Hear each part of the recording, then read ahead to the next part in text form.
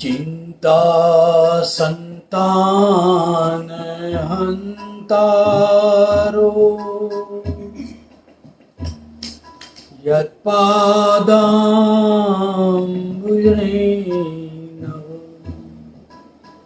स्वीयानां तन्निजाचार्य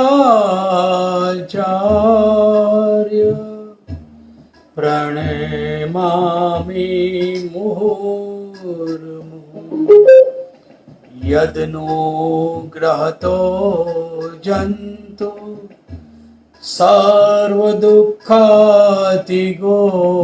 भवेत् तमं सर्वदा वन्दे श्रीमद्वल्लभनन्दनम् अज्ञानतिमिरान्धस्य ज्ञानाञ्जनशलाकया चक्षुरुन्मीलितं येन तस्मै श्री गुरुवे नमः। नमामि हृदये शेषे लीलाचिराब्धिशायिनं लक्ष्मी सहस्रलीलाभि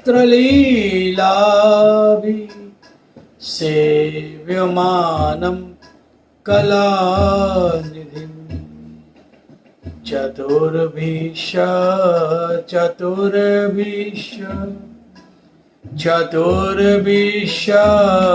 त्रिभिः सदा षड्भिः विराजते योऽसो पञ्चदा हृदये पंचदा हृदये।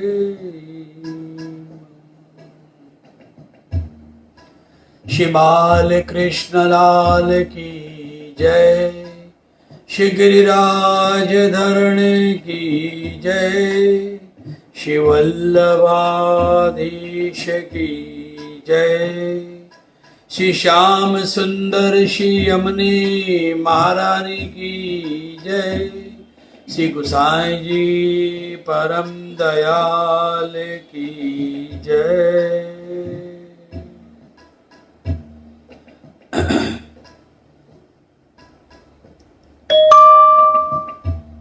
सत्संग प्रारंभ हो उसके पूर्व प्रोटोकॉल के अनुसार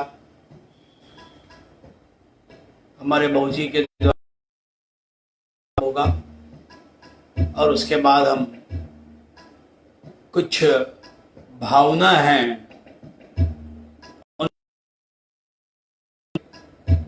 उसके बाद हम सत्संग में प्रवेश करेंगे।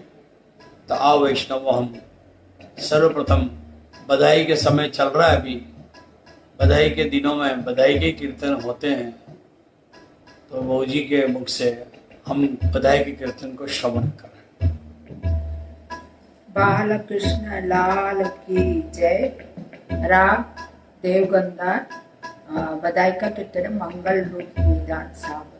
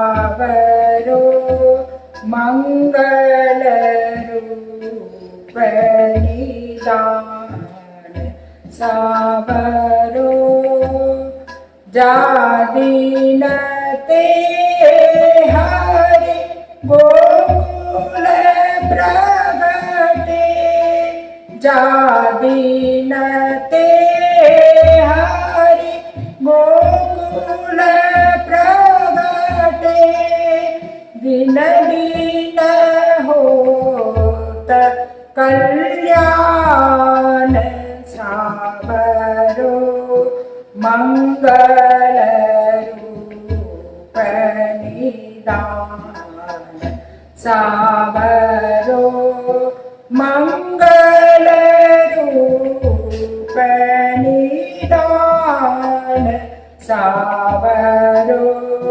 मंगल रूप निदान सावरो बैठी रहो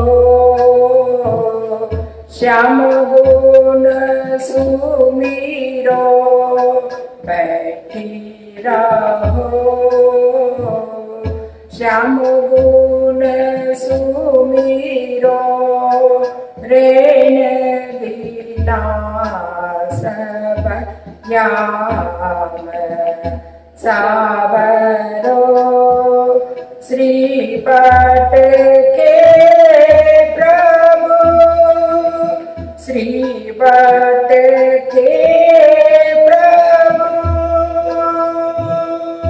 श्रीपट के प्रभु नैन पर देखो कमल नयन गण श्याम सावरो मंगल रूप निदान सावरो मंगल रूप निदान सावरो मंगल रूप निदान सावरो मंगल रूप मंगल रूप मंगल रूप निदान सावरो। श्री बालकृष्ण लाल की जय। श्री अम्बे भरानी की जय। श्री गोवर्धन नाथ की जय।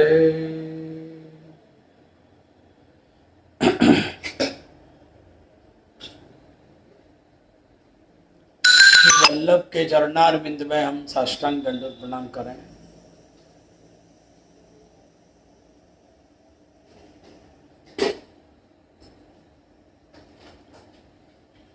नवरत्न ग्रंथ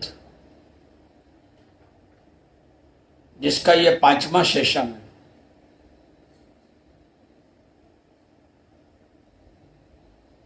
ग्रंथ में प्रवेश होने के पूर्व हम कुछ प्रोटोकॉल्स भाव भावना की देखें।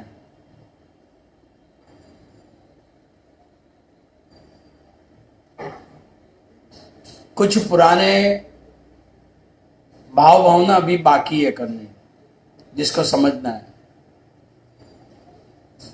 हमने श्रावण मास की और भी कई भावनाएं देखी।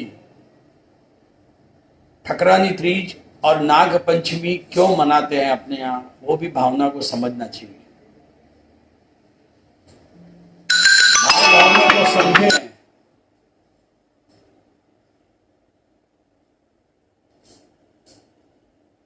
तो उत्सव और त्योहार मनाने का आनंद कुछ अलग ही होता है।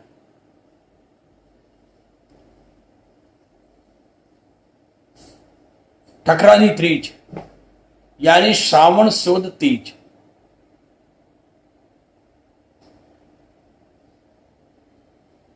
श्रीमद गोकुल में ठकरानी घाट जो विद्यमान है, उसमें दो हद हैं, मतलब एक श्री स्वामी जी का और दूसरा श्री पुरुषोत्तम श्री ठाकुर जी का।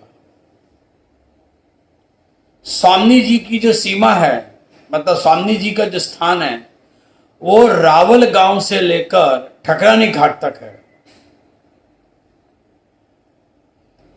और महावन से गोविंद घाट तक श्री ठाकुर जी का स्थान है। इसी ठकरानी घाट के ऊपर एक छोकर का वृक्ष है, जहां श्री महाप्रभु जी विराजे।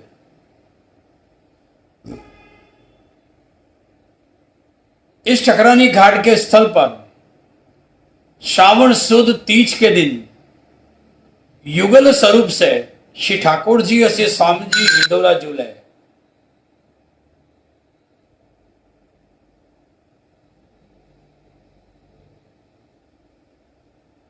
और वो हिंडोला झूले, वहां पर उसकी मुख्य भावना श्री यमुना जी की है, और यमुना जी की भावना होने के कारण उस दिन श्री ठाकुर जी ने लाल चुनरी के वस्त्र धारण किए। लाल चुनरी की साज श्री ठाकुर जी को धराया जाता है, पिछवाई धराई जाती है, और 3 बार हिंडोला झुलाकर भावना की जाती है। ये 3 भावना कौन सी है? प्रथम भावना तो नंदालय में कांच के हिंडोला की। ज्यादातर अपने यहां पर उस दिन 2 बार हिंडोला झूलते हैं, एक नित्य के सुरंग के हिंडोला में और दूसरे मनोरथ के रूप में कांच के हिंडोला, जिसको कटोरी का हिंडोला भी कितने लोग कहते हैं, पर मुख्य रूप से कटोरी के हिंडोला रक्षाबंधन के दिन आता है। लेकिन कांच के हिंडोला, नंदालय में कांच के हिंडोला में श्री ठाकुर जी स्वामी जी विराजे, और भीतर में यानी कि जो दर्शन नहीं होते हैं, वो सखी जनों की भावना से सुरंग के हिंडोला में श्री ठाकुर जी स्वामी जी उनका मनोरथ पूर्ण करने के लिए विराजे। और तीसरा है फूल के हिंडोला, जो ज्यादातर अब मंदिरों में नहीं होते हैं, केवल 2 हिंडोला में ठाकुर जी झूलते हैं। तो इस प्रकार ठकरानी घाट में ये 3 भावना से अपने यहाँ पर ठाकुर जी को झुलाया जाता है। और वो फूल के हिंडोला में ये भावना मानी गई है कि उसमें युगल सरकार विराज कर अष्टप्रहर की सिद्ध आपने इन सखियों का किया। इसका भाव इतना है कि श्री ठाकुर जी के प्रिय वृषभान नंदिनी ने और श्री ठाकुर जी अने श्री यमुना जी अत्यंत दयालु हैं। जब श्री ठाकुर जी गाढ़ मान करके विराजे तो श्री यमुना जी ने उनका मान छुड़ाया, और उसी याद में श्री यमुना जी ने रानी से महारानी कहा गया। और ये यमुना जी का स्वरूप ऐसा है, उनकी अत्यंत आसक्ति श्री ठाकुर जी में, स्वामी जी में, इसलिए निर्गुण भक्त होने के कारण इनको पटरानी भी कहा गया। जब श्री महाप्रभु जी श्रावण सुद तीज के दिन आप ठकरानी घाट पधारे, गोकुल पधारे, और ठकरानी तीज के दिन आप ठकरानी घाट के ऊपर आप विराजे, तब दामोदर हरसानी जी ने पूछा, कृपानाथ, यहां पर गोविंद घाट कौन सा है और ठकरानी घाट कौन सा है? अभी तो यह प्रश्न किया ही है। और उसी समय श्री यमुना जी वहां प्रकट पधारे, और आपने उनका मार्गदर्शन दिया कि हे वल्लभ, आप जहां विराज रहे हो वो गोविंद घाट है, और आपके गोविंद घाट के दक्षिण तरफ ठकरानी घाट आया हुआ है। इस प्रकार श्री यमुना जी ने श्री महाप्रभु जी के मनोरथ पूर्ण किए, इसीलिए उनको परम उदार भी कहा जाता है। इस प्रकार ठकरानी तीज की जो भावना है वो अपन ने समझी। श्रावण शुद्ध पूनम, जिसको रक्षाबंधन, बलेव और नारियल पूनम भी कहा जाता है, पर पुष्टि मार्ग में उसे रक्षाबंधन कहा जाता है। यह रक्षाबंधन उत्सव के प्रकार में नहीं आता है, परंतु उसका त्योहार हम मनाते हैं। यह रक्षाबंधन क्यों मनाया जाता है, श्री ठाकुर जी को रक्षा क्यों धराई जाती है? भाव भावना में यह बताया गया कि यशोदा जी ने खुद के बालक को किसी की नजर न लगे और किसी का भय न लगे, इसीलिए रक्षा के रूप में रक्षा श्री ठाकुर जी को यशोदा ने बांधी और उनकी बहन सुभद्रा ने दोनों भाई कृष्ण और बलदेव को लाल रंग की रक्षा बांधी। लाल रंग इसलिए क्योंकि भाई बहनों में एक प्रेम का पर्व है, उस भाव से लाल रक्षा बांधी। आजकल तो सब फैंसी हो गई है। उस समय सुभद्रा ने श्री ठाकुर जी को तिलक किया, अक्षत धराए और श्री यशोदा मां ने सुंदर गुड़ पापड़ी की सामग्री सिद्ध करके श्री ठाकुर जी को भोग धरी। पवित्र के साथ ही रक्षा का अधिवासन होता है और श्रवण नक्षत्र में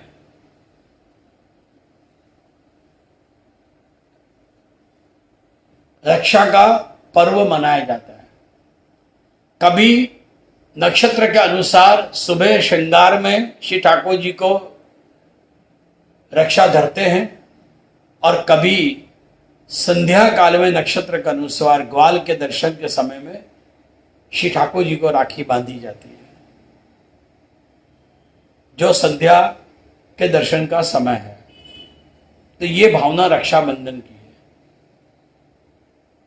और फिर हिंडोला विजय होते हैं। किसी घरों में एकम के दिन होते हैं, किसी के घरों में दूज के दिन होते हैं।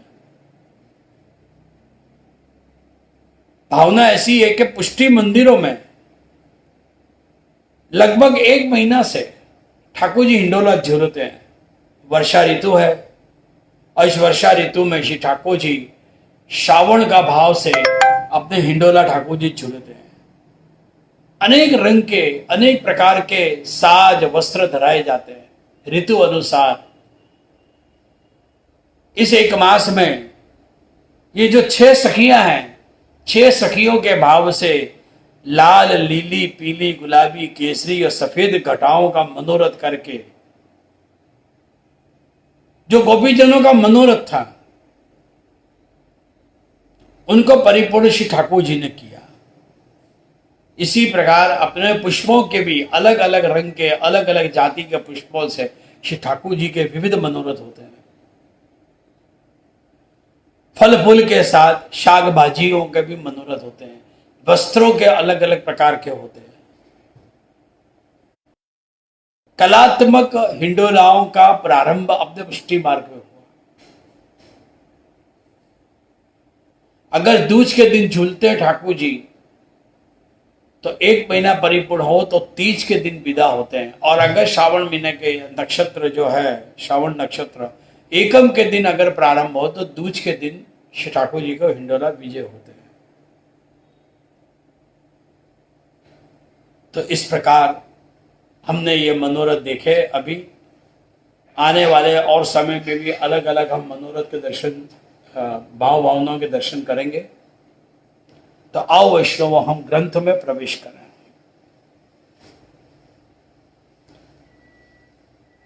पिछले हमने चौथे सेशन के अंत में देखा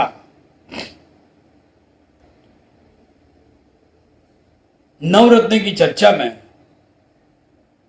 श्री महाप्रभु जी ने 2 प्रकार के जीव बताए, दुर्गन और अगन। हमने देखा कि चिंता 2 कारणों से होती है। प्रथम तो आसक्ति से और दूसरा अविश्वास से। हमने पिछले सेशन में देखा कि प्रभु का स्वभाव कैसा है। श्री पुरुषोत्तम जी ने उनका स्वभाव बताया कि अंगीकृत पालन नियम, और रामायण में गए तो प्रणत भक्त प्रतिपाल, और दूसरा है दो प्रकार के कि प्रणत भक्त कुटुंब प्रतिपाल। केवल जीव का ही आप उद्धार नहीं करते हो, पर तमाम उनके जो कुटुंबी जन है उन सबका आप उद्धार करते हो। यह आपका स्वभाव है, केवल एक के लिए नहीं है, संपूर्ण कुटुंब के लिए। उस प्रणत भक्त प्रतिपाल को समझने के लिए हमने अम्मा चतुरानी के प्रसंग से देखा। में हमने महाभारत के अंदर जाकर द्रौपदी के प्रसंग से हमने उसको समझने का प्रयास किया, और अंत में हमने देखा कि श्री गोसाई जी ने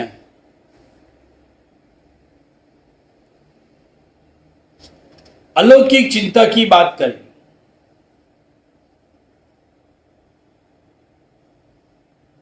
हमने देखा कि कृष्ण सेवा तो हर मार्ग में है, केवल जरूरी नहीं है कि पुष्टि मार्ग में ही है।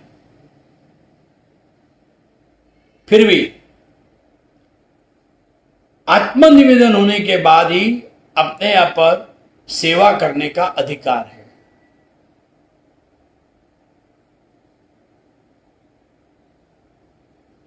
हमने देखा कि आत्मनिवेदन का अर्थ है कि सब कुछ प्रभु को सौंप देना, और तब वैष्णव विचारे कि सौंपने के बाद वैष्णव निर्वाह कैसे करे। देखा उस समय और समर्पण यानी अर्पण और समर्पण का भेद क्या।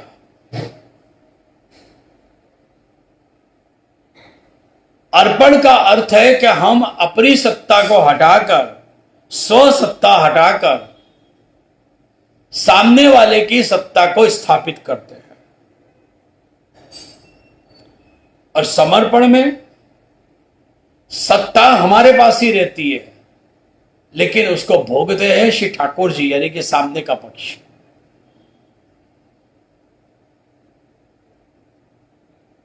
वैष्णव की भावना यह रहती है कि समर्पण तुम्हारा था और तुम्हें ही सब कुछ सौंप दिया।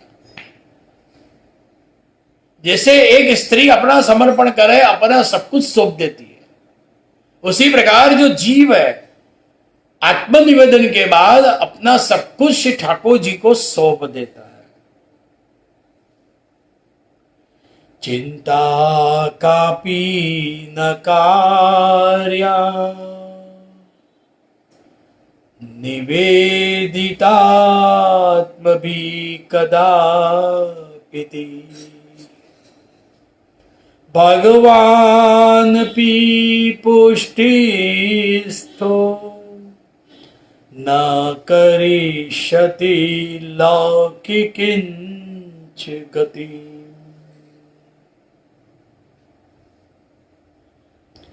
मेरा मुझ में कुछ नहीं, जो कुछ है सो त्योर, तेरा तुझको सौंपते का लागत है मोर।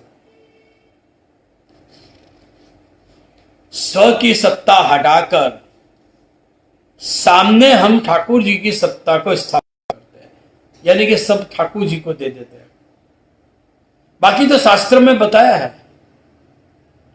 कि वैष्णव को भगवत प्रसादी वस्तु से जीवन निर्वाह करना चाहिए।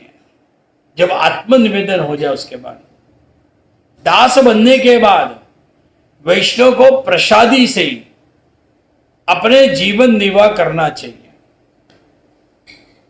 और श्रीमद् भागवत के अंदर हम जाएं तो उद्धव जी कह रहे हैं कि तयोपत भुक्त प्रसाद, माया को कैसे जीते। आज तो माया अपने को छेतरने के लिए आई है, धोखा देने के लिए माया चारों तरफ घूम रही है।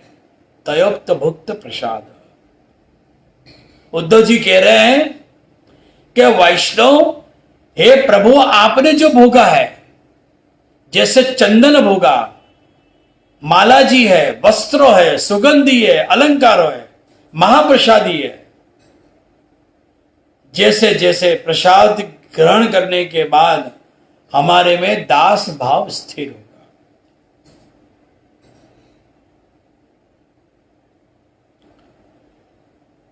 चंदन का उपयोग करें, प्रसादी माला जी का उपयोग करें, वस्त्रों का करें, सुगंधी का करें, अलंकारों करें, महाप्रसादी का करें। अब आप सोचोगे कि ठाकुर जी के वस्त्र कैसे पहने? अरे पर जो वस्त्र हम लेके आए हैं उनको ठाकुर जी के चरण को स्पर्श करा कर, जो भी सुगंधी है, अलंकार है, दागीना है, सब कुछ वो सारी महाप्रसादी जैसे जैसे प्रसादी के रूप में ग्रहण करने के बाद हमारे में दास भाव स्थिर होने लगेगा, तभी तो वो माया को तर जाएगा। तब मायान जय में। 84 वैष्णव की वार्ता में नारायण दास ब्रह्मचारी शरण में आने से पूर्व खूब लक्ष्मी के अनुष्ठान किए, लक्ष्मी के जप किए, तप किया, पर लक्ष्मी देवी नहीं आई तो नहीं आई, क्योंकि उनके जीवन में माया का कोई स्थान ही नहीं था। उनके जीवन में तो गोविंद का स्थान था, नारायण का स्थान था। तो उन्होंने अनुष्ठान भी बंद कर दिए, जप करना बंद कर दिया, तप करना बंद कर दिया। उन्होंने विनती करी श्री ठाकुर जी को कि प्रभु, जितनी मैंने लक्ष्मी के अनुष्ठान किए, जितना मैंने तप किया, जप किया, इतना प्रभु अगर मैंने तेरा किया होता तो तू जरूर मुझे मिल जाता।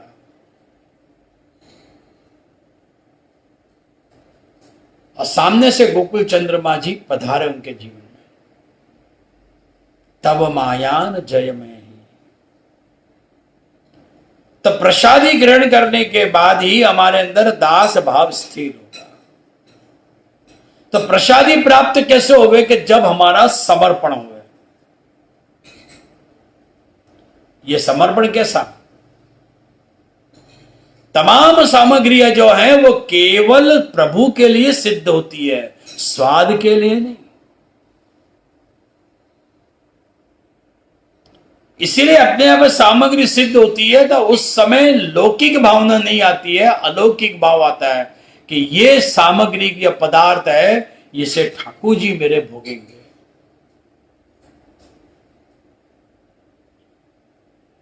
और जो उसके अंदर लौकिक भाव आ जाए तो विनाश काले विपरीत बुद्धि। काका वल्लभ जी के वो वचनामत को याद करो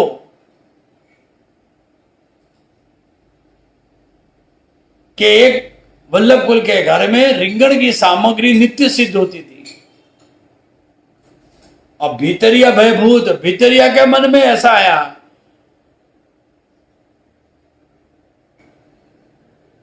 कि यह सामग्री ज्यादा प्रमाण में वैष्णव को प्रसादी पातन में नहीं दी जाती थी, सेवकों को नहीं मिलती थी।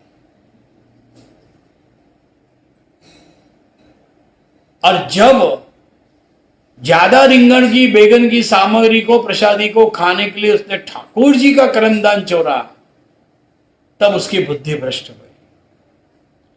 इसलिए कोई भी सामग्री सिद्ध होवे तो केवल प्रभु के सुख के लिए होवे, अपने स्वाद के लिए नहीं। प्रभु उसे भोगेंगे, हम नहीं उसे भोगेंगे। और जब भोग धरे तो भोग पे दृष्टि भी नहीं पड़नी चाहिए। भोग धरे, विनती करी और ठाकुर जी का टेरा ले लिया। गंगाबाई का वो प्रसंग याद करो कि जब उनकी नजर पड़ गई श्री ठाकुर जी की सामग्री के ऊपर, और सारी सामग्री श्री गोसाई जी ने छुआ दी, क्योंकि नजर पड़ गई, नजर दोष था।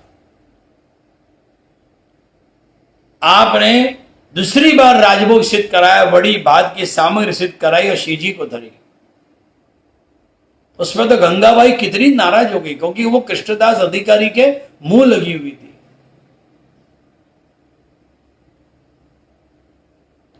इतनी नाराज हो गई कि श्री गोसाई जी को उसने 6 महीने का विप्रयोग में श्री गुसाई जी को विराजना पड़ा।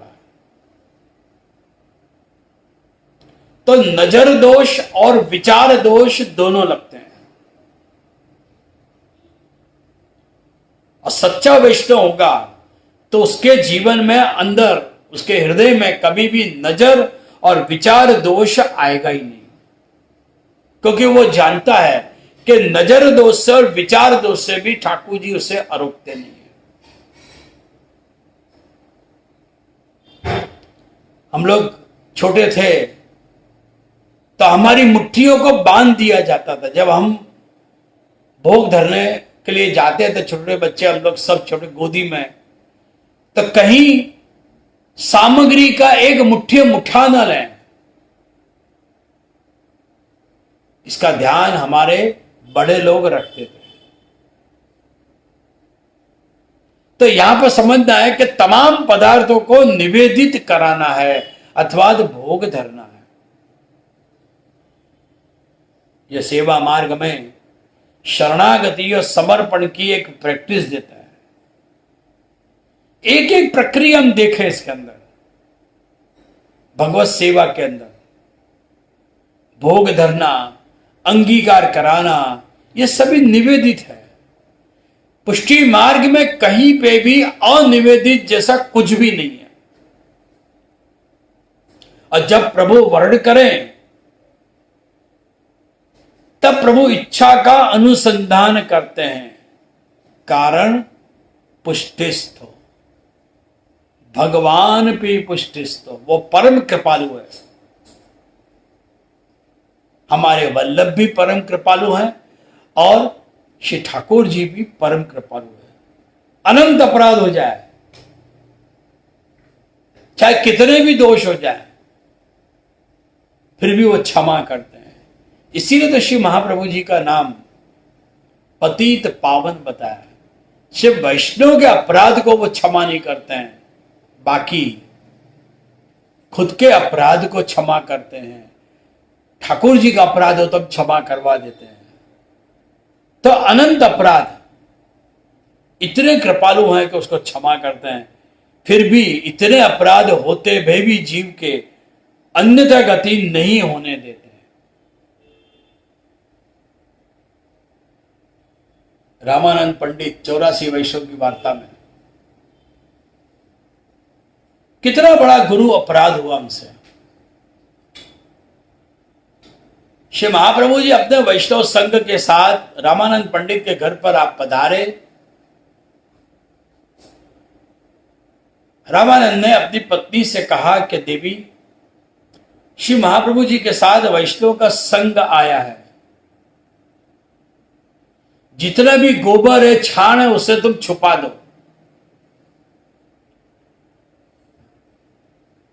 नहीं तो ये चोरी कर जाएंगे वैष्णव। इतना ही सुनते ही श्री महाप्रभु जी को बड़ा दुख हुआ, पारावार क्लेश हुआ। ओह, मेरे वैष्णव के लिए, मेरे सेवक की ये सोच कि चोरी कर जाएंगे। आपने उसी समय त्याग किया रामानंद का। यह त्याग बाहर से था, अंतर मन से नहीं था। कारण के जो दिल से गुरु जो त्याग करते हैं ना, तो हरि भी उसका उद्धार नहीं करता है। दिल से अपनाना, उसे प्रभु स्वीकार करते हैं।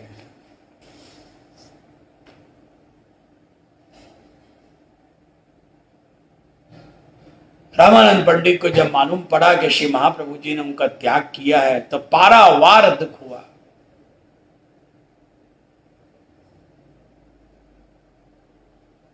महाप्रभु जी तो पधार गए वैष्णव संघ के साथ त्याग करके। अब स्वीकार कैसे हो गए? उसने तुरंत बाजार में गए और जलेबी ली और श्री श्रीनाथ जी बाबा को मानसी में जलेबी धराई। श्री महाप्रभु जी राजभोग धर के निकले ही थे आपसी जी द्वार से। आप जब भोग सराहने के लिए गए, पधारे, तो आपने देखा कि चारों तरफ सर्वत्र जलेबी के टुकड़े फैले हुए हैं। श्री महाप्रभु जी ने प्रश्न किया कि कृपानाथ, कौन से सेवक को आपने मनोरथ पूर्ण किया?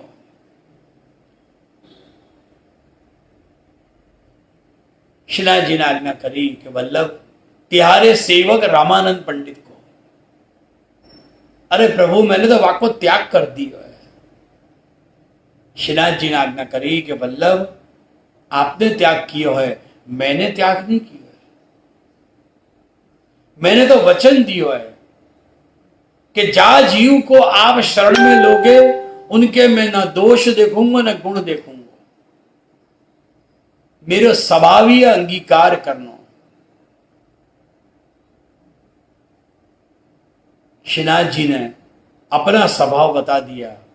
श्री वल्लभ ने भी कृपा करी और कृपा करके पुनः रामानंद को नित्य लीला में लिया। भगवान भी पुष्टिस्त द करिष्यते लौकिक किंचित गति।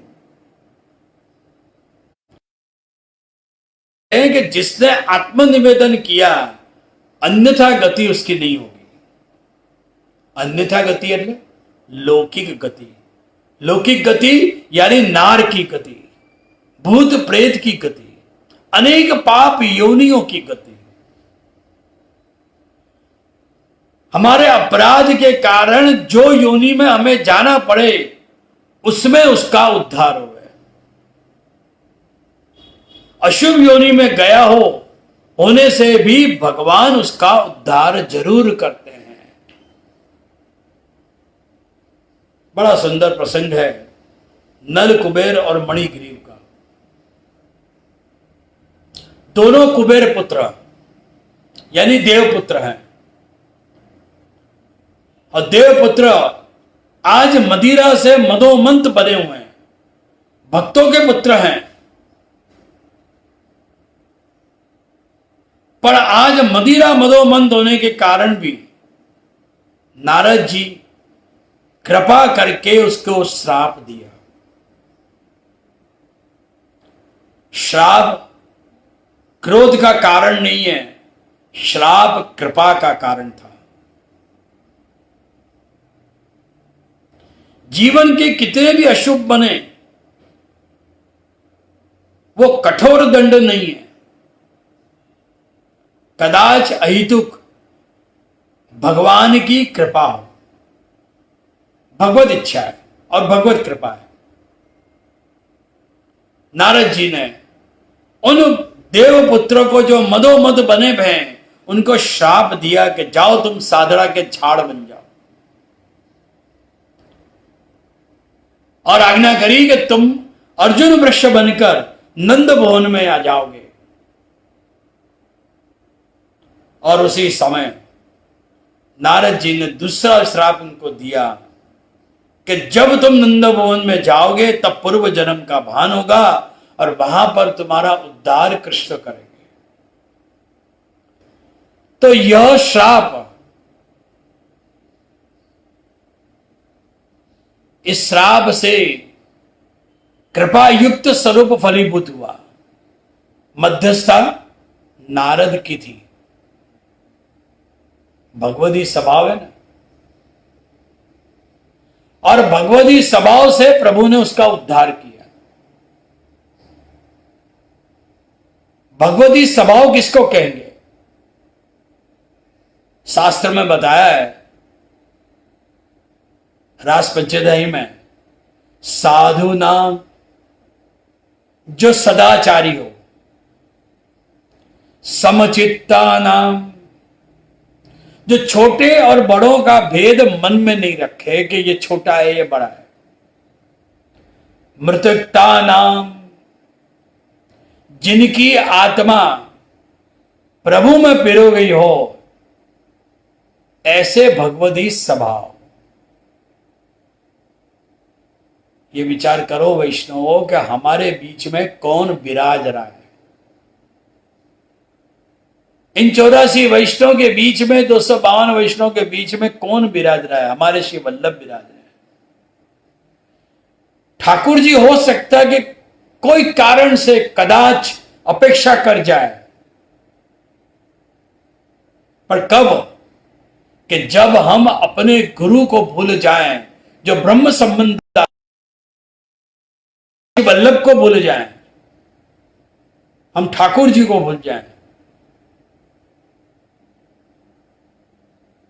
तो नारद जैसे से उद्धार होगा, यानी कि भगवती स्वभाव से उसका जीव का उद्धार होगा। श्रीमद् भागवत में कहा है कि मुक्तिम ददाति करहितस्य मनस्य भक्ति योगम। जब ठाकुर जी विराजे कोट पहनकर एक जेब में मुक्ति रखी और दूसरे जेब में भक्ति रखी, और कलयुग में आपने भक्ति को अपने जेब में एक तरफ रख दी, संभाल कर संचय करके, और मुक्ति का दान आपने बहुत देने लगे। आपने कलयुग में मुक्ति के अधिकारी ज्यादा बनाए,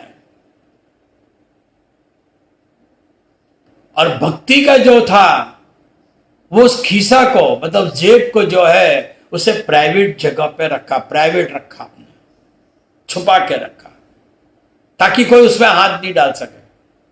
और मुक्ति आपने दोनों हाथ से लुटाना चालू कर दिया कि ले जाओ मुक्ति जिसको चाहिए।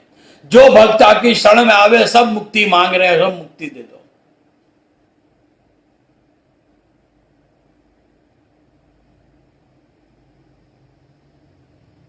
भक्ति दान का विषय है, ध्यान रखना।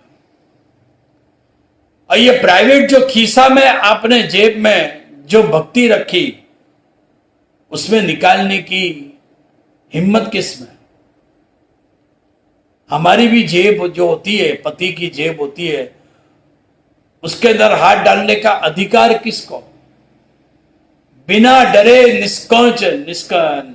निसंकोच अगर कोई हाथ डाल सकती है तो पत्नी। बेटा और बेटी भी नहीं डाल सकते, मां बाप भी नहीं डाल सकते, क्योंकि उनमें भय रहेगा।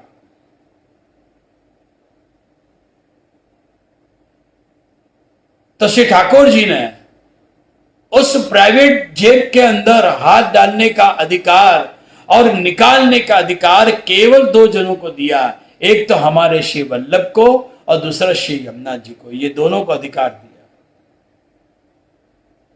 या यूं कह सकते हैं कि चेक बुक ही आपने दे दी इन दोनों को कि आपको जिसको देना है आप उनको भक्ति का दान करो।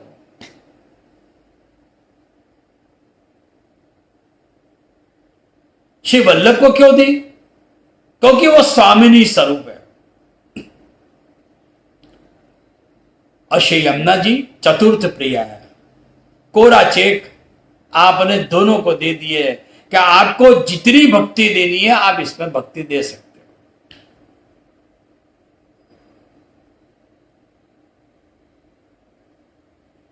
जीव को सब कुछ दे सकें पर अधिकार नहीं देंगे, पर हमारे श्री ठाकुर जी ने दोनों को अधिकार दिए, सर्व अधिकार दिए। तो हमारे बीच में कौन विराज रहा है वो बहुत महत्व की बात है। भले ही अनंत अपराध हमारे से हुए हों, परंतु श्री वल्लभ उन तमाम अपराधों को क्षमा जरूर करते हैं। कारण भगवान भी पुष्टिस्तु, ये कृपा युक्त भगवान है। हम कौन की शरण में गए? कृपा युक्त भगवान। जहां पर हमारे दोष नहीं देखते हैं, परंतु अपनी कृपा बल से आप जीव का उद्धार करते हो। और ये जीव का उद्धार कैसे होता है? उसका कारण है कि प्रभु और वल्लभ से हम प्रेम से बंधे हुए हैं, और इस प्रेम से बंधे होने के कारण श्री वल्लभ की कृपा और प्रभु की कृपा उनके ऊपर होती रहती है। 84 वैष्णव की वार्ता में हमने थोड़े समय पहले ही एक वार्ता देखी थी। माधवदास, दो भाई माधवदास और वेणीदास, और ये माधवदास का संग हुआ था एक वेश्या के साथ। वेश्या को अपने जीवन में रख रखी थी। महाप्रभु जी के समझाने के बाद भी उस वेश्या का संग छूटा नहीं। क्यों नहीं छूटा? कारण कि वैष्णव की कृपा से वो वैष्णव क्या उद्धार होना था। इसलिए महाप्रभु जी ने भी ज्यादा जोर नहीं लगाया कि तू उस वेश्या को छोड़ दे। सिर्फ आपने एक ही प्रश्न किया कि माधवदास बोल, तूने वेश्या का संग किया है? अंत में श्रम न पड़े इसलिए उसने कह दिया कि हाँ महाराज। और कृपा कैसी भाई कि इसी माधवदास को गदाधर दास जैसे वैष्णव का संग हुआ और गदाधर दास ने साग की सेवा की जवाबदारी माधवदास को सौंपी। सामग्री इतनी सुंदर भई कि आशीर्वाद एक वैष्णव भगवती का मिला कि हरि भक्ति दृढ़ हो। भले सीधा अधिकार न हो पर भगवदियों के माध्यम से ही सर्व अधिकार मिलते हैं। इसीलिए अपने यहां पर भगवदी के संग का संबंध का विशेष आग्रह होता है कि हम कोई वैष्णव का संग करें। और यही बात अपने को कीर्तनों में भी समझाया परमानंद दास ने।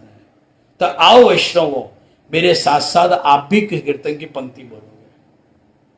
आए मेरे नंद नंदन के प्यारे, आए मेरे नंद नंदन के प्यारे, माला तिलक मनोहर बानो, माला तिलक मनोहर बानो, त्रिभुवन के उजियारे,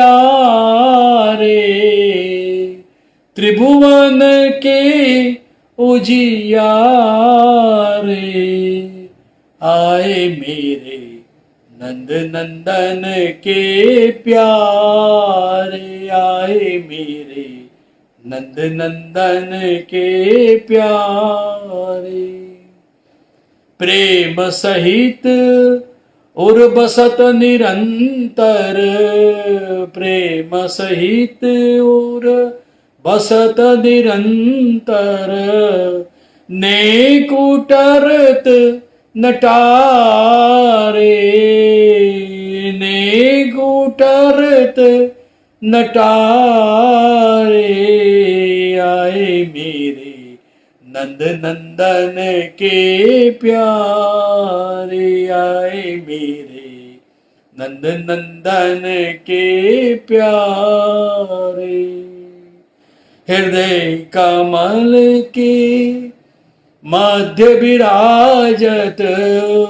हृदय कमल के मध्य विराजत, श्री ब्रजराज दुलारे, श्री ब्रजराज दुलारे, कहाँ जानो कौन पुण्य उदय भयो, कहाँ जानो कौन पुण्य उदय भयो, मेरे घर जो पधारे, मेरे घर जो पधारे, आए मेरे नंद नंदन के प्यारे, आए मेरे नंद नंदन के प्यारे, परमानंद करतनु छावरी, परमानंद करतनु छावरी, वारी वारी बोवारे, वारी वारी बोवारे,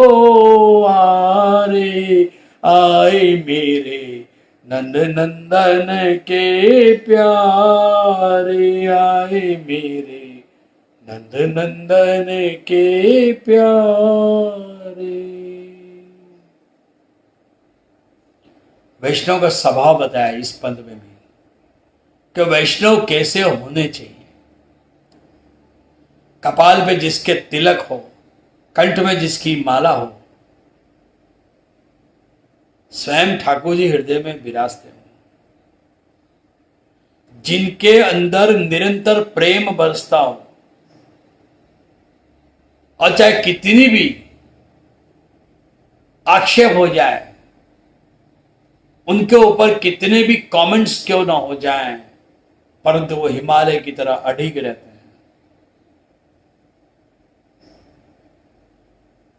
वैष्णव घर में आवे तो उसे पुण्य मानना और अपना पुण्य का उदय हुआ ये भाव रखना,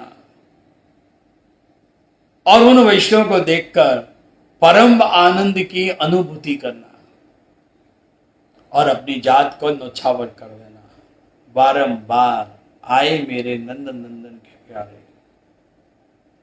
तो गदाधर दास की कृपा से हरि भक्ति दृढ़ भई, तो भगवान भी पुष्टिस्त न करिष्यते लौकिक इंच गति। यहां पर टीकाकार ने दो विचार रखे हैं, वो समझना यहां पर कि सर्वप्रथम अपने स्वरूप का विचार करके, अपने स्वरूप का खुद क्या हो तुम, और प्रभु का स्वभाव विचार करके वैष्णव को चिंता न करनी। अपने स्वरूप का विचार करके और प्रभु के स्वभाव का विचार करके। कारण का हम आत्मनिवेदित हैं, इसलिए चिंता नहीं करनी। पूर्ण विश्वास समय श्री महाप्रभु जी में रखना है। आलोक की भी चिंता नहीं करनी, परलोक की चिंता नहीं करनी, लौकिक चिंता नहीं करनी, वैदिक चिंता नहीं करनी, अलौकिक चिंता भी नहीं करनी, स्व उद्धार की चिंता नहीं करनी, स्वजन के उद्धार की चिंता नहीं करनी। कई बार प्रश्न मन में उठता है कि क्या ठाकुर जी ने मेरा अंगीकार किया है? ये चिंता अपने मन में जागती है हमेशा, क्योंकि जब मैंने ब्रह्म संबंध लिया, निवेदन किया, तब अज्ञानता थी। आएगा आगे।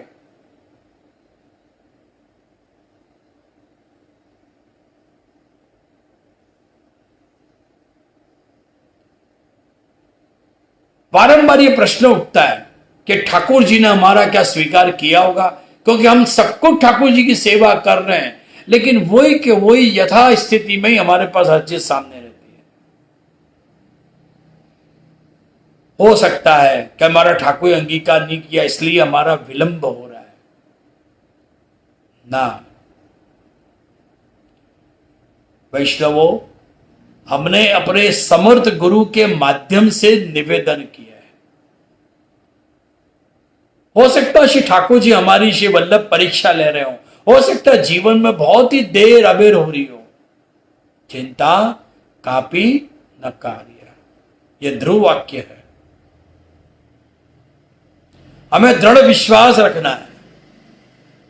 एक नाव होती है, डोरी से उसे बांध दो और लंबी डोरी तक उसे छूट दे दो। जितनी लंबी डोरी होगी वहां तक नाव जाएगी, उससे आगे नहीं जाएगी, क्योंकि एक छेड़ा अगर नाव में बांधा है तो दूसरा छेड़ा खूंटे से बांध के रखा है। नाविक चाहे तो उस नाव को वापस डोरी से खींच सकता है। इसी प्रकार हम नगुरा नहीं है, हम समर्थ गुरु से बंधे हुए हैं। इसलिए भगवान भी पुष्टिस्तो न करिष्यते लौकिक किंच गतिम, हमारी कोई दिवस भी अन्यथा गति नहीं होगी। कारण के पुष्टि मार्ग में, इस पुष्टि धर्म में कहीं पे भी नेगेटिव विचार ही नहीं किया है।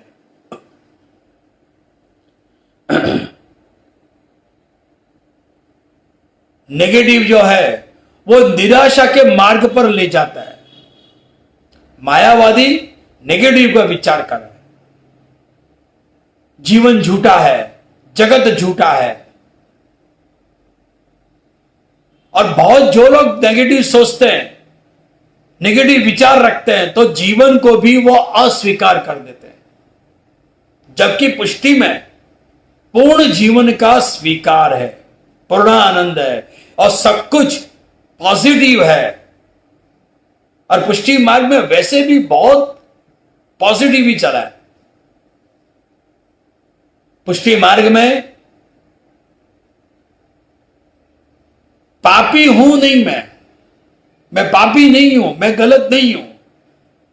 पुष्टि मार्ग में एक ही विचार है पॉजिटिव कि मैं प्रभु का हूं।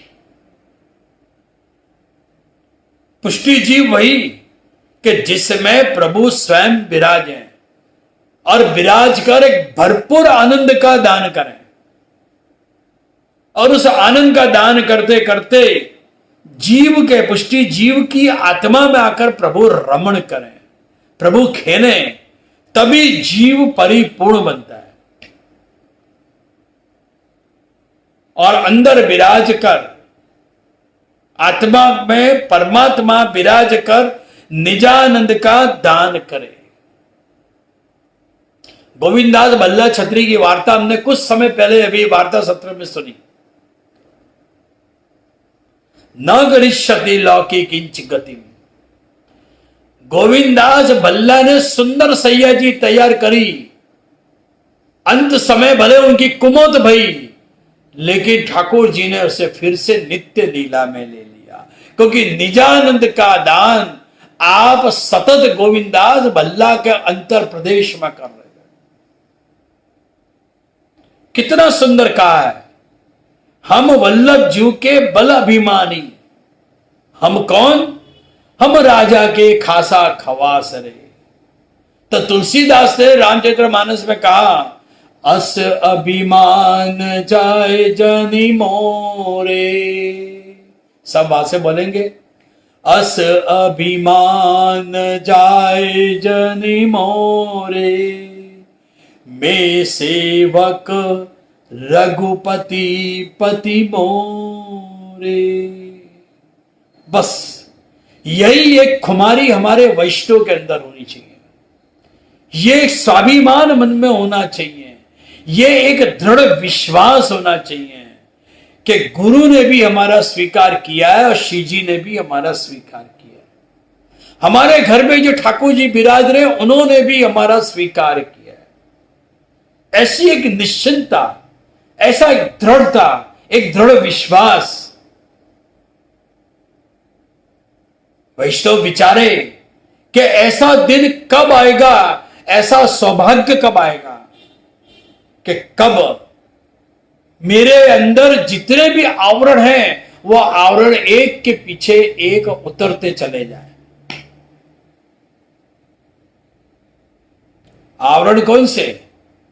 अहम भाव के और मम भाव के, अहंता और ममता के जो आवरण हैं वो कब उतरेंगे, और जब ये उतरेंगे तब ये आत्मा में परमात्मा का रमण हो। ऐसा भाव हर वैष्णव के जीवन में होना चाहिए। याद रखना वैष्णवों, ठाकुर जी कभी भी रमण करने के लिए कचरा वाली जगह पे नहीं पधारेंगे। हमारे हृदय के अंदर हम झांक के देखें, हमारे मन में झांकें कि कितना कचरा से भरा हुआ है, उसे जबरदस्ती, उसे मारी मछली के उसे बाहर निकालना है। और ये निकालना कैसे है? ये सामर्थ्य भी हमारा नहीं है, क्योंकि हम माया में फंसे हुए हैं। ये तो भगवत कृपा होवे, और भगवत सामर्थ्य से ही, प्रभु कृपा से ही हमें ये सौभाग्य मिलता है। तो कौन से चित्त में श्री ठाकुर जी पधारते हैं? केवल चिंता ही नहीं, ये मत सोचना कि केवल चिंता के कारण ठाकुर जी नहीं पधारते हैं। ऐसे 21 तत्व हमारे श्री हरिराय जी ने 32वें शिक्षा पत्र में बताया कि ऐसे 21 प्रकार के मन के अंदर श्री ठाकुर जी नहीं पधारते।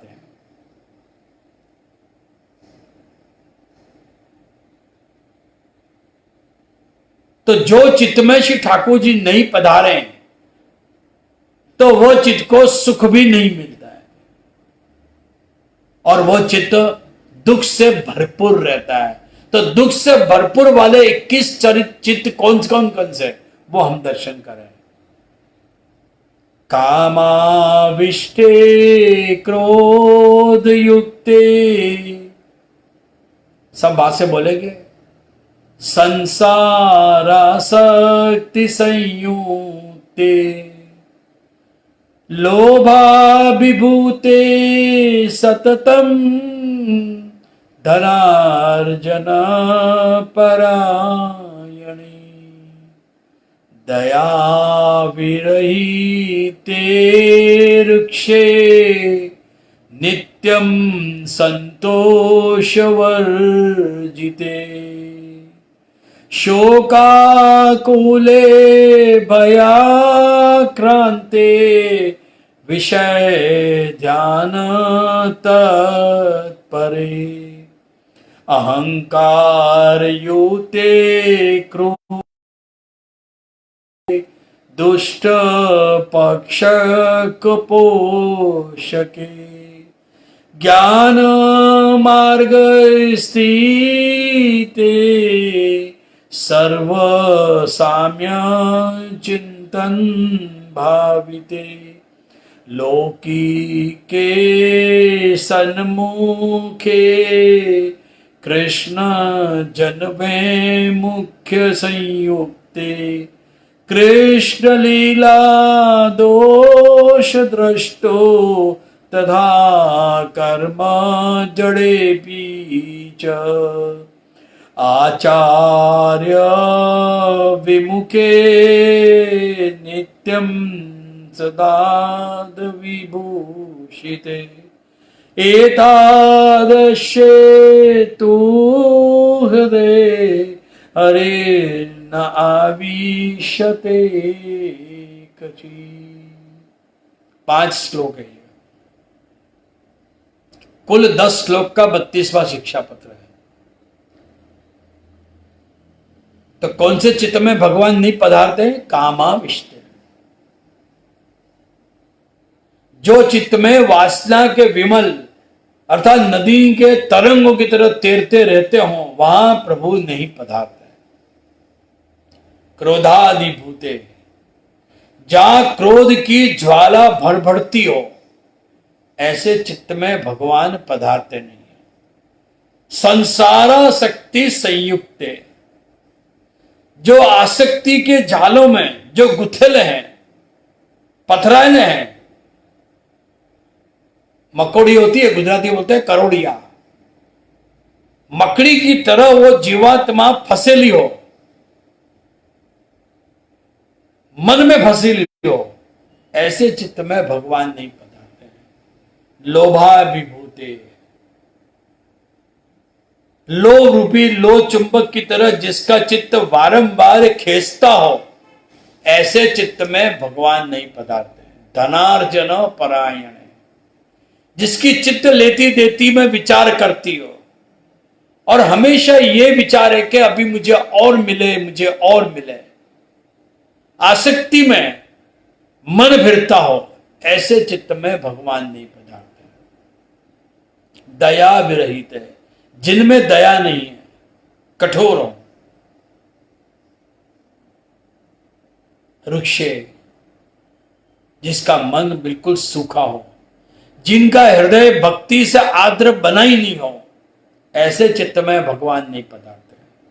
नित्यम संतोष वर्जिते, जिसके चित्त में संतोष ही नहीं है, सेटिस्फैक्शन नहीं है,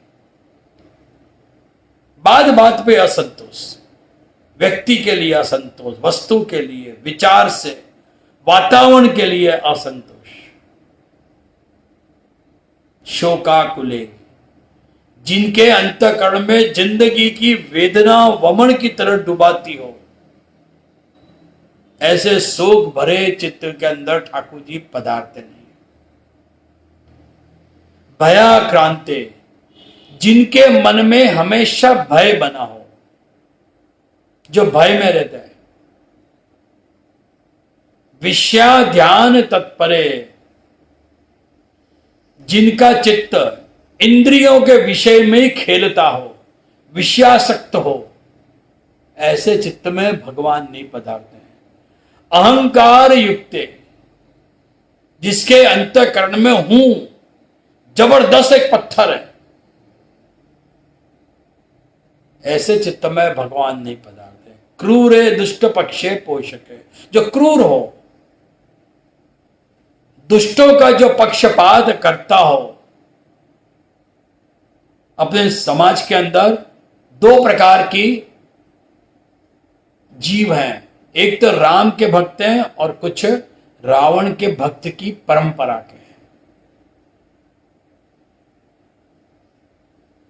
क्रूरे दुष्ट पक्षे पोषके, ऐसे चित्त में भगवान नहीं पधारते। ज्ञान मार्गे स्थिते सर्व साम्य चिंतन भाविते, जिन्हें लगे कि आत्मा परमात्मा एक है और आत्मा से पर कोई परमात्मा नाम का कोई तत्व नहीं, अहम ब्रह्मास्मि, ऐसा अहंकार जिसके अंदर जागता हो, ऐसे चित्त में भगवान नहीं पधारते। लौकिक है सन्मुख है, जो हमेशा लौकिक कार्यों में सन्मुख हो, खाना पीना हरवू फरवू घूमने फिरने से ऊपर नहीं आवे, या यूं कह सकते हैं कि जो केवल ब्राह्य जीवन की में वृत्ति हो, ऐसे चित्त में भगवान नहीं पधारते हैं। कृष्ण जन्म विमुख्य संयुक्त, जो भगवदियों से विमुख हो। कृष्ण लीला दोष दृष्टो, जिन्हें कृष्ण लीला में दोष दिखते हो कि कृष्ण ने चोरी करी, कृष्ण तो गोपियों के साथ नाचता है, कृष्ण तो रास लीला करता है, गोपियों के वस्त्र को चोरता है, माखन चुराता है। भगवत लीला जिनको सामान्य बुद्धि से समझ ना आए, ऐसे जीव जो हैं कृपा के बिना समझ ही नहीं सकते। तो कृष्ण लीला दोष दृष्टो, ऐसे चित्त में ठाकुर जी पधारते नहीं। कर्म जड़े बीज, जो लोग दिन भर जप में और तप में पड़े रहते हैं, कई लोगों को साधन में पड़ा होने का बहुत शौक रहता है, सेवा का आग्रह नहीं है। जो साधन निष्ठा हो, वैष्णव हो, याद रखना, ऐसे चित्त में ठाकुर जी पधारते नहीं है, क्योंकि ठाकुर जी को तो उसमें कुछ सुख मिला ही नहीं। ठाकुर जी कहे कि तू मेरा केवल नाम जप रहा है, मेरी सेवा क्या करी तूने, ऐसे चित्त में भगवान नहीं पधारते। आचार विमुखे, जो ब्रह्म संबंध लेकर गुरु से विमुख बने,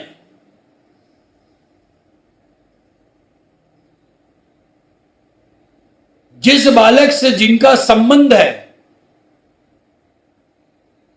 विशेष संबंध है, और वो जीव जो विमुख बने, ब्रह्म संबंध तो ले लिया, लेकिन ब्रह्म संबंध लेने के बाद श्री आचार्य चरण में ब्रह्म दाता के, ब्रह्म संबंध दाता के चरणार विंद में अगर उसकी रति नहीं है, ऐसे चित्त में ठाकुर जी पधारते नहीं है। नित्यम अस्वाद विभूषित है, जिनको पूरे दिन असत्य बोलना हो, एक आदत पड़ गई है।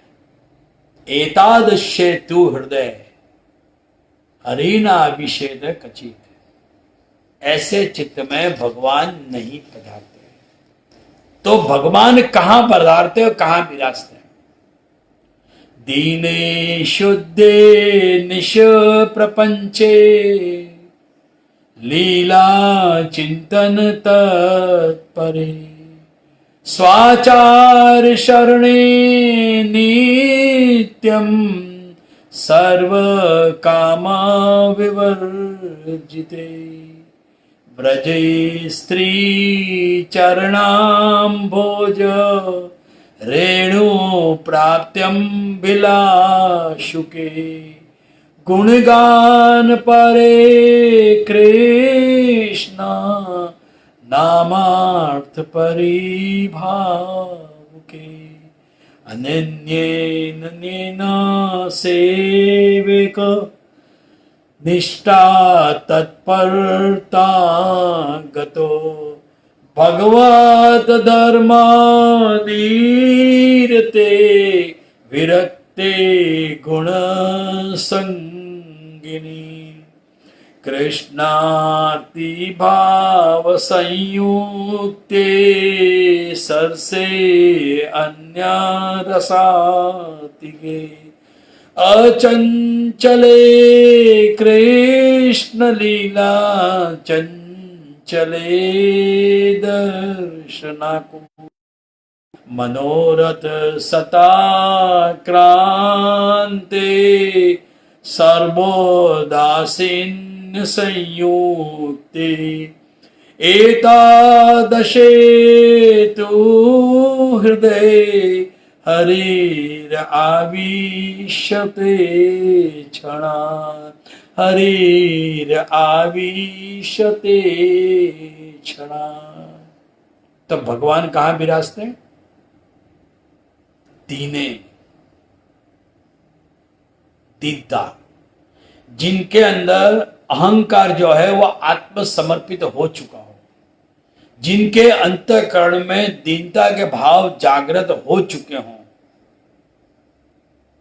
शुद्धे, जिनका भाव निष्काम है, शुद्ध है, निष्प्रपंच है, जिनके मन में कोई प्रपंच नहीं, शब्द स्पर्श रूप रस और गंध, ये 5 प्रपंच है।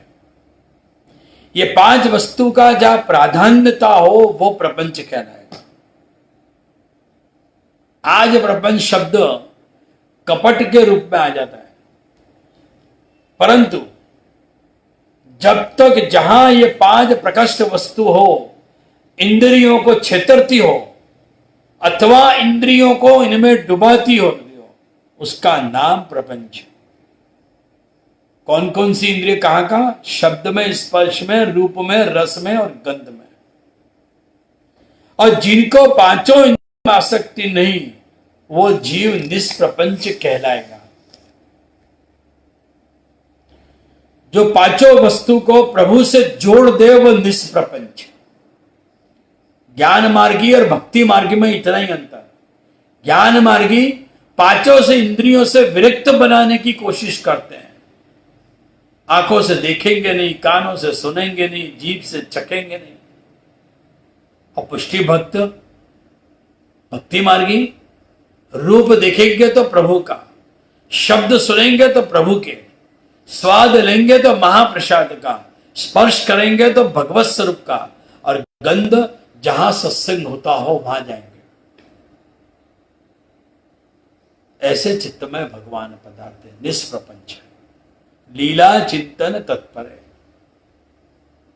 जो सतत अखंड भगवत लीला का चिंतन करते हैं, रेणु प्राप्त भिलाषु के।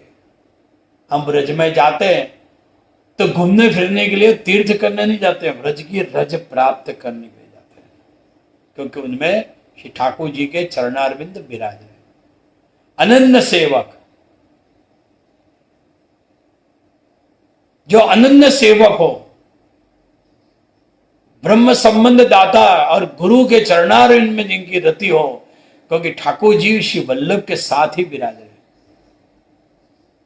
निष्ठा तत्परता गतो, जिनकी निष्ठा केवल एक ही वाणी में है, श्री वल्लभ वाणी में, वल्लभ से पर किसी को नहीं मानते हो, ऐसे चित्त में श्री ठाकुर जी पधारते हैं। स्वचार्य शरणे, जब हम थक जाएं और विचार करके श्री वल्लभ की शरण में जाएं, सर्व काम विवर्जित है, इच्छाओं के जो भी टोपला है वो मन में से निकाल दें, ऐसे चित्त में भगवान पधारते हैं। व्रज स्त्री चरणाम भोज, जिनकी व्रज स्त्रियों के चरणारविंद में प्रीति हो, गुणगान परे, जो सतत भगवत गुणगान करता हो, कृष्ण नामार्थ परिभाव के, प्रभु का अनन्य भाव हृदय में जो धारण करता हो, भगवत धर्म निर्ते, सतत भगवत धर्मों का जो पालन करता हो, विरक्ते गुण संगिनी, लौकिक वस्तु में जिनकी विरक्तता आ गई हो, कृष्णार्थ भाव संयुक्त, जो श्री कृष्ण के मिलन में की आरती रखता हो या होनी चाहिए उनमें, प्रभु की आरती संसार में साधक है और संसार के प्रति जो आरती है वो जीव के लिए बाधक है। अचंचले कृष्ण लीला, जिसका मन बारंबार सत्संग में डोलता हो। चंचले दर्शन कूले, जो दर्शन की अभिलाषा रखता हो, आग्रह रखता हो कि कब मुझे प्रभु के दर्शन मिले, ठाकुर जी को हम शयन करा भी दें तो एक आतुरता बनी रहती है कि कब मंगला होगा। मनोरथ सता क्रांते, जिसके मन में हजारों मनोरथ जागे, भांत भांत के मनोरथ श्रृंगार के सामग्री के रूप में, ऋतु अनुसार के कीर्तनों के भाव से जो मनोरथ जागे, तो मनोरथ सता क्रांते, ऐसे चित्त में श्री ठाकुर जी पधारते।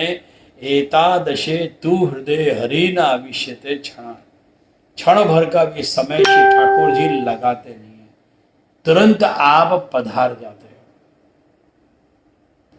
परंतु हृदय के ऊपर तो बहुत बड़े आवरण हैं। जैसे दूध की परत के ऊपर मलाई का आवरण होता है, चाशनी के ऊपर पड़ की एक आवरण होता है, उसी प्रकार हमारे हृदय के ऊपर भी कई आवरण थे। तो वैष्णव हृदय में विचारो कि चिंता क्यों करें। तदीयत भूवि तदीयत तू भी भावना,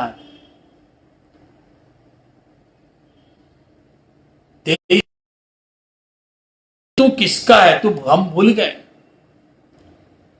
ब्रह्म संबंध ले लिया वर्षों पहले, लेकिन आज हम भूल गए कि हम किसके हैं,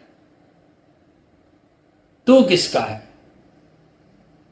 याद रखना, मौलिक समर्पण होना चाहिए, तब जाके याद रहेगा कि हम प्रभु के हैं। ये विचार बारंबार चित्त में लाना पड़ेगा कि मैं प्रभु का हूं, मैं प्रभु का दास हूं। इसीलिए अपने यहां पर पंचाक्षर का और अष्टाक्षर मंत्र का रटन करने की आज्ञा हुई है। हमारे लखनऊ के अंदर तो अष्टाक्षर की विशेष धुन की जाती है एकादशी के दिन, और नित्य भी होती होगी। तो यहां पर हमारे पुरुषोत्तम जी कह रहे हैं कि वैष्णव, हमें विचार लाना पड़ेगा चित्त में कि मैं कौन हूं, मैं किसका हूं। इसके लिए हमें पंचाक्षर का रटन बारंबार जप के रूप में नित्य करना पड़ेगा।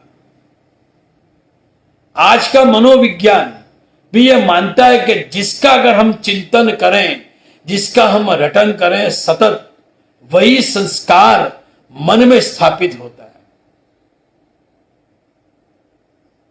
तो प्रश्न उठेगा कि हमारे पे किसका अधिकार।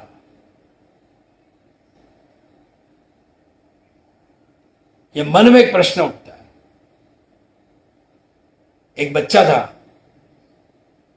पिता ने उसके हाथ में एक चॉकलेट दी और मां ने उसके हाथ में एक लड्डू दिया, ठाकुर जी का प्रसादी, और पूछा कि बोल तू किसका।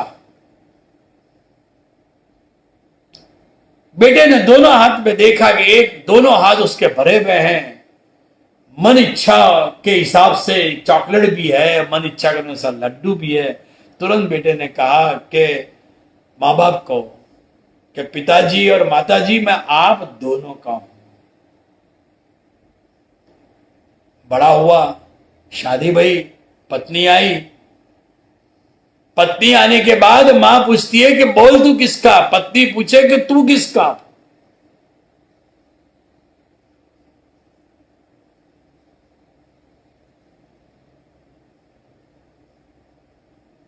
यहां पर है ना, पुत्र तरीके और पति तरीके धर्म संकट आता है।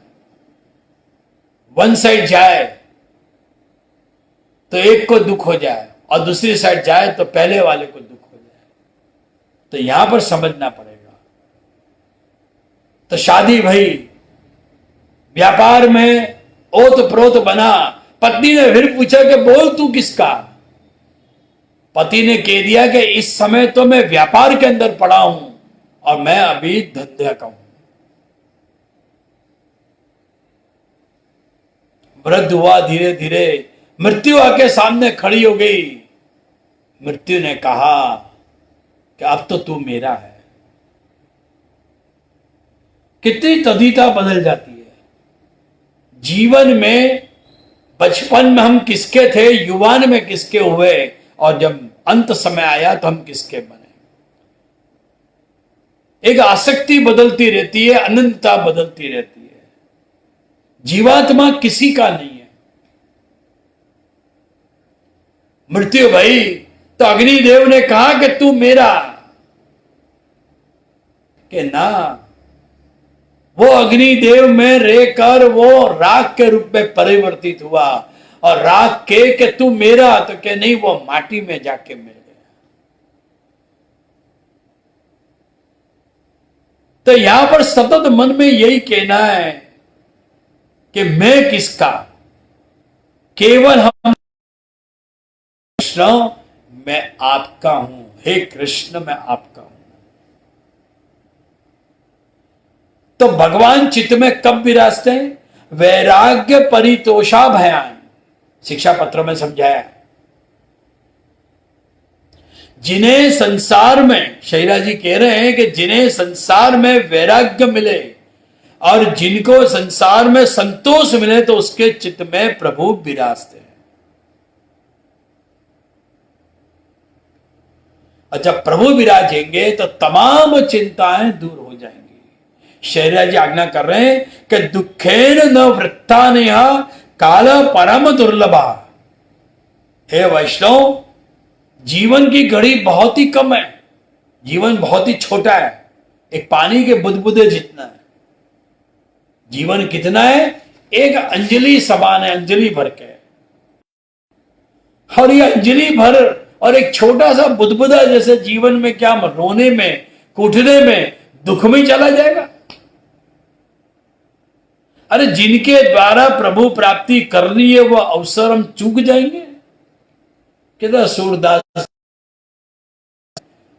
कीर्तन के अंदर कहा है, सब वहां से बोलेंगे मेरे साथ।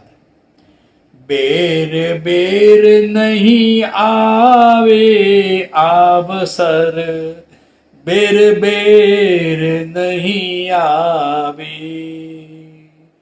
बेर बेर नहीं आवे अवसर, बेर बेर नहीं आवे। जो जाने तो कर ले भलाई, जो जाने तो कर ले भलाई, वीर नहीं आवे अवसर, बेर बेर नहीं आवे, बेर बेर नहीं आवे अवसर, बेर बेर नहीं आवे। सुत दारा है अंजलि को पानी, सुत दारा है अंजलि को पानी, जो हाथ सू तेरो छूट जावे, जो हाथ सू तेरो छूट जावे, बेर बेर नहीं आवे अवसर, बेर बेर नहीं आवे। सूरदास कह रहे हैं मानव जीवन बारंबार नहीं मिलता। क्या दुख में, दोषों में, आसक्ति में, अहंकार में, वैसे ही जिंदगी भटकने में हम निकाल दिए। कितना सुंदर किसी ने कहा है कि दो इंतजार दो आरजू में कट गए। जीवन के पल दो इंतजार में कट गए और दो अपनी आरजू में कट गए। अरे वैष्णवों, ये काल जा रहा है, बह जा रहा है। वैष्णव को सावधान हो जाना चाहिए। चिंता हो, व्यथा हो, व्याकुलता हो, मन को समझा दो, सब निकाल दो अपने बल से ना निकले तो भगवत बल से निकाल दें। भगवत शरणागति का अनुसंधान लेकर एक ही मन में विचारें कि नाथ मैं आपका हूं। जिए अगर हम शरणागति और स्वीकार करके स्थिर हो जाए ना, तो जीवन में आती जितनी भी आदि व्याधि उपाधि है सब निवृत्त हो जाएगी। ऐसी बारंबार भी भावना हृदय में हमें करना है। दृढ़ में संकल्प दृढ़ लेना है और तमाम अंदर की जो भी चिंताएं, उन चिंताओं को जला देना है। उसके अंदर हमें जलना नहीं है। समय को व्यर्थ गंवाना नहीं है। तो उसके लिए वैष्णव को क्या करना चाहिए? तो दूसरे श्लोक के अंदर श्री महाप्रभु जी ने समझाया, आज्ञा करी, निवेदनम तु स्मर्तव्यम सर्वथा तादृशजने सर्वेश्वरश्च सर्वात्मा निजेक्षात् करिष्यति चिंता कापि न कार्या वेदितात्मभि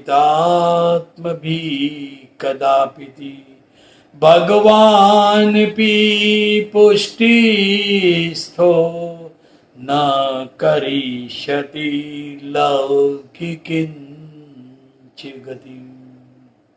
तो इसके आज के सत्संग में प्रथम श्लोक हमने परिपूर्ण किया। चिंता कापी न कार्या, ये तमाम नवरत्न के 9 श्लोकों का ध्रुव वाक्य है, मणि समान है। तो आओ वैष्णवों, इस श्लोक में विराजते श्री श्रीनाथ जी और श्री महाप्रभु जी को हम दंडवत प्रणाम करें।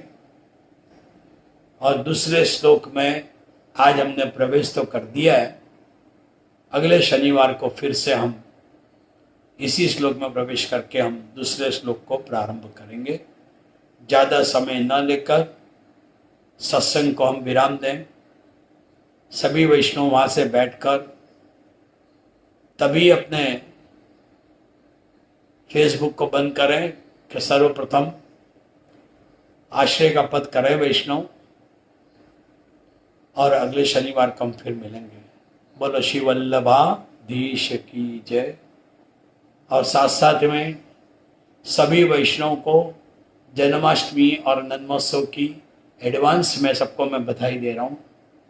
और ये जन्माष्टमी और नन्मोत्सव में पूरे परिवार के साथ कोरोना काल के अंदर ठाकुर जी को लाल लड़ाओगे, ऐसी शुभेच्छा के साथ मैं आज के सत्संग को विराम देता हूँ। बोलो श्री वल्लभाधीश की।